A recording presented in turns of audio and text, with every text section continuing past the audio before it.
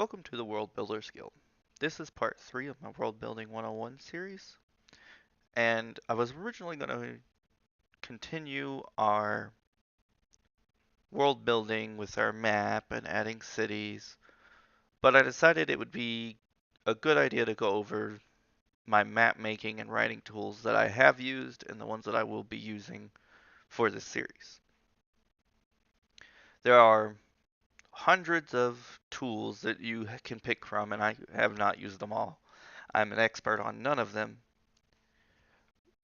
but I do have my preferences, and I wanted to talk with you guys about what those were and why I like one over the other and get your opinion on the subject. So to start things off, I'm going to go over map making tools. So the four main ones I've used are Dungeon Painter Studio, Dungeon Fog, Incarnate, and Wonder Draft. Now, these are really divided into two sections, with Dungeon Painter Studio and Dungeon Fog being more focused on smaller scale maps, and Incarnate and Wonder Draft being more focused on large scale maps. Of course, you can use both sets interchangeably, they just are less they're not meant to be used that way, but you can. So Incarnate and Wonder Draft can be used to make battle maps. It's certainly capability they have, but Dungeon Fog and Dungeon Painter Studio are going to be better at doing that. That's what they were meant for. That's why they were made.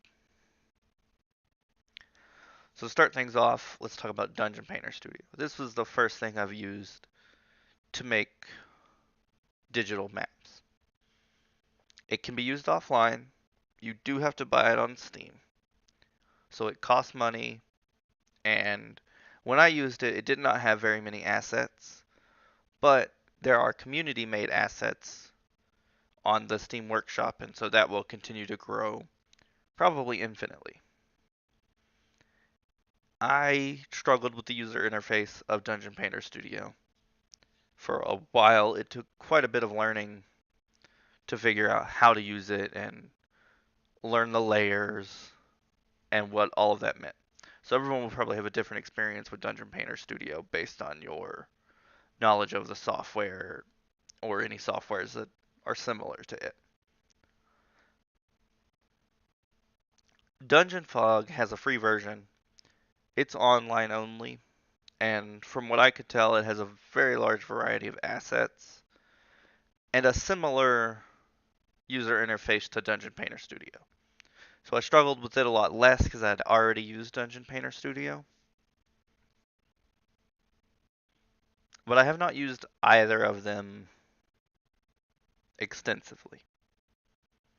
My current preference is Dungeon Fog, but that is not necessarily final. I switch back and forth between the two.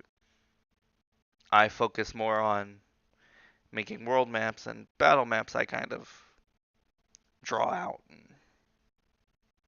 by hand if I'm at the table, or draw something real quick on Roll20 or various other virtual tabletops. So I don't have much experience in either of these.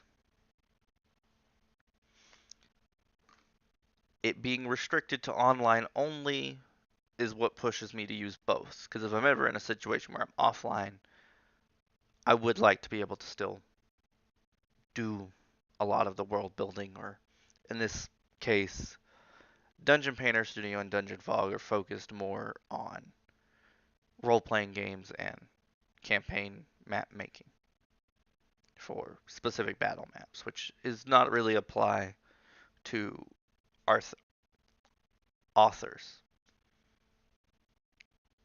Incarnate and Wonder Draft, on the other hand, those are the world map creation softwares. Incarnate is online only. It has a limited free version, or it costs money each year. The free version is extremely limited. You're limited in your terrain colors, you're limited in the assets you have access to, but it is still a very good software. I used it for a couple years before I used Wonder Draft, and it's been making lots of changes recently. They've really ramped up their development, and it seems like the paid version is getting much, much better. I haven't experienced much of the change on the free version, but I also haven't used it in about 6 months.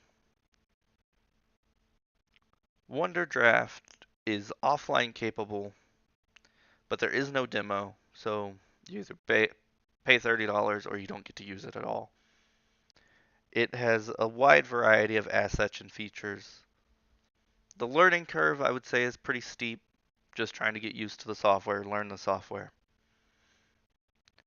And it also has access to community-made assets. So out of these four, my two preferences at this moment are WonderDraft and Dungeon Fog. I do not believe WonderDraft is going to change. That is going to be my preference for a long while. Just the coastline generation alone saves you hours when making a world. Because in Incarnate, you have to go in and make it look like you didn't just plop something down. And WonderDraft does that on its own. But between Dungeon Fog and Dungeon Painter Studios, I will probably switch back and forth for a long time because one is offline and one is not.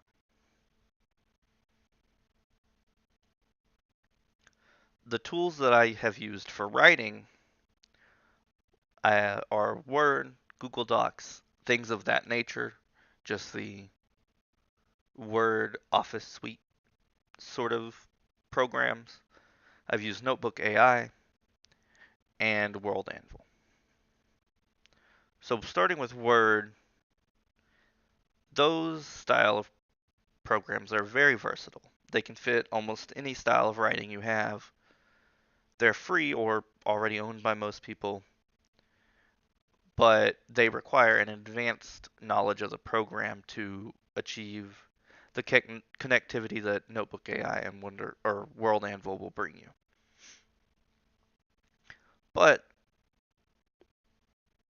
Google Docs and Word or any other note-taking software really will never not be used. You're out somewhere and you think of something that you want to put in your world. Just jot it down in your phone. That's something you're using. It's not the end all be all. You're not writing on your phone, but it is where you keep notes. It's where I keep notes. If I think about something while I'm out and about, out in the world, I put it in my phone. So I remember it later and I can write it into my story. Notebook AI and World Anvil are very similar and very different. I don't know if you've used either one, but Notebook AI has a completely different layout than World Anvil. They both have free versions that limit how many worlds you can have. Notebook AI also limits what sections you have access to.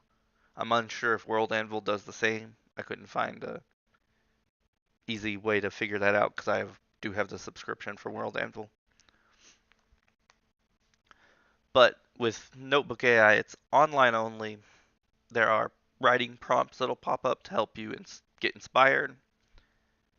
It's connected. You can, if you write out your villain and you write out a city he's in, when you're in that city, you can link it to him. And that helps you keep your thoughts organized, your places organized. And it also has a subscription based model that unlocks more sections to use. World Anvil has offline capabilities. It's a little complicated to use. I was trying to figure it out. And it definitely will take some learning to get used to it. It also has a free version that it limits the number of worlds, like I was saying. It has its own version of built-in inspiration where it asks you questions, and answering those questions can lead to writing prompts. I prefer the layout of World Anvil. You can upload a map into World Anvil, put pins on the map, really connect it together. It has more functionality if you're doing an RPG as well. You can run your entire campaign through World Anvil, so That is what leans me towards World Anvil as opposed to a Notebook AI. So my opinion on these are, on all of this really is, use what makes you happy. If you like how Notebook AI is set up, and you go ahead and use it. Their cost is similar, and they're both free. They both have a free version. If you like Notebook AI better than World Anvil, use Notebook AI. If you like World Anvil better, use World Anvil. If you have another one that you think is better than both of them, please leave a comment, let me know. I'll check it out. I'm always looking for different ways of keeping track, trying to find something that works the way my mind does. We all think differently, we all remember things differently. So what works for you might not work for me, and what works for me might not work for you. But my opinion, I use Google Docs, Word, those things to keep notes in, and then World Anvil to finalize my thoughts and help my writing flow.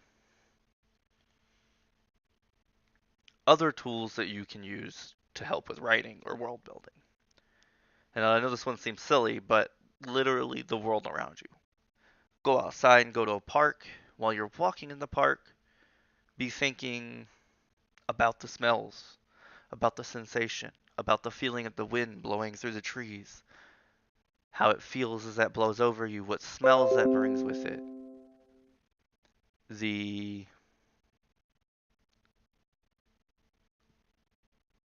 sound of dogs barking, children playing, people laughing, a car driving by on the road, the crackle of gravel as a car wheel rolls over it. Those things can help you describe scenes in your world. Just recently, I went down into a cavern system as part of a tour. And in this cavern system, I learned how to better describe a cave. And so, as an example of that, you climb in through the small opening, drop down into a slick, slimy floor. It's completely pitch black, dark, except for the light that comes in through the opening you came down. And as you reach out and touch the wall, you feel slimy water, mossy growth, and you hear the drip, drip, drip all around you of liquid falling from the ceiling. You feel some drip onto your head, and as you light your torch and the room comes into view, you see this smooth stone from water having rushed over it for centuries you've ever before anybody set foot down here. You see giant pillars from stalagmites and stalactites connecting, the water dripping off the tips of the spikes of the stalagmites. Strange rock formations that seem to be a curtain descend from the roof, connected to the wall. And so I could never have done that. I could never have described that without going into a cave and really experiencing it for myself. Nothing is a better tool than experience itself. Now, if you can't do that, I recommend looking up on the internet or other books, the other two tools that I have listed, what your scene is like in real life. Watch a YouTube video about a cave, about someone walking through a cave. Or if you are writing about a city and you can't really go into a city at the moment, or haven't lived in a city your whole life, watch some YouTubes of people describing their city or walking through their city. And just, you don't have to listen to them talk, but listen to the ambience. That really helps establish a good description when you are describing things. And pull from cultures from around the world. They'll help you flesh out your world with people, true, real people, and not stereotypes that we think like all Russians are bad or all Russians are crazy.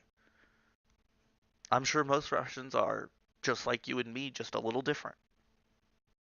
Now we're all a little different from each other. I haven't met very many Russians. I don't live in Russia, but not all, I can guarantee you, not all Americans are, whoa, patriotic, super patriotism like people like to portray us as. So just remember, don't get caught up on how you think something is versus how someone else thinks something is. Really try, if you're going to describe something, especially a culture, if it's going to be a similar culture to what we have in our world,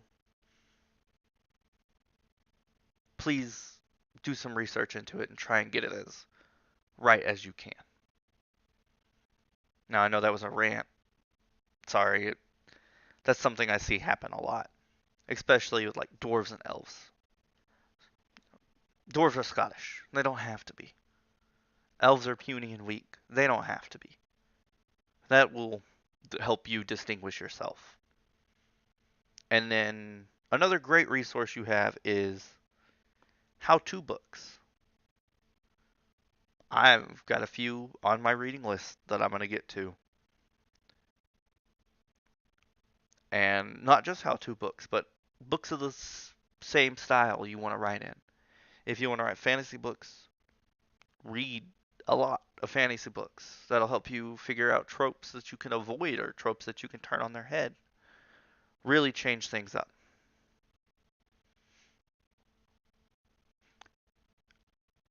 So I think that's where we're going to leave it off here. If you have any other tools, any other ideas you want to share with me, please put them in the comments. Tell me what you use for your map making or what you use for your writing or just how you get inspired. And if you like this content, please like the video, subscribe to my channel so you get notifications when I put new videos up. I'm going to be putting up quite a few at the beginning, and then I'll probably slow down to one or two a week after I get back from vacation.